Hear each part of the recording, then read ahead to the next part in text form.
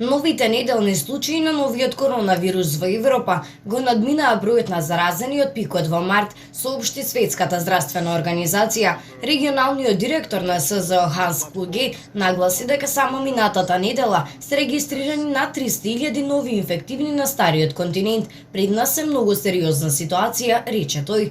Некои европски земји, вклучувајќи ги Обединетото кралство и Франција, со месеци бележат највисоко ниво на број на дневни инфекции. Капацитетот за тестирање е зголемен низ цела Европа од почетокот на пандемијата. Клуге рече дека новите податоци покажуваат и алармантни стапки на брзо ширење на вирусот низ целиот регион. Бројот на хоспитализирани и смртни случаи се зголемува за прв пат, додаде тој.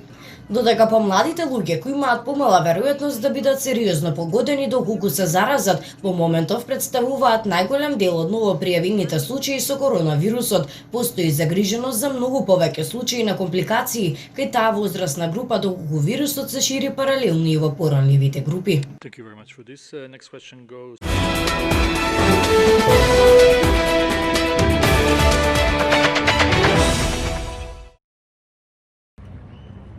Речиси половина од американците или 49% изјавија дека нема да примат вакцина против новиот коронавирус, ако беше достапна денес, додека 51% се со став дека дефинитивно или веројатно ќе го направат тоа, според истражувањето на Центарот за истражување Pew спроведено на почетокот на овој месец. 49% изјавиле нема да ја примат вакцината поради загриженост од несакани ефекти. Довербата на јавноста на безбедна вакцина за COVID-19 која речиси е веќе на пазарот е во голем пат. Во мај во анкетата на Pew 72% од американците изјавиле дека ќе се вакцинираат доколку вакцината е достапна. САД имаат повеќе случаи на заразени отколку на било кое друго место во светот, 6,6 милиони, следат Индија подоцна со 5,1 милиони случаи и Бразил со 4,4 милиони.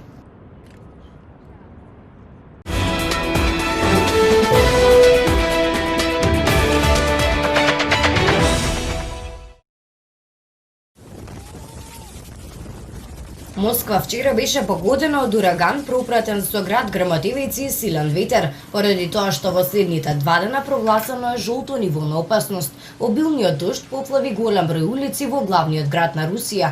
Метеоролозите од денеска очекуваат пад на температурата на воздухот во текот на ноќта до -1 степен Целзиусов.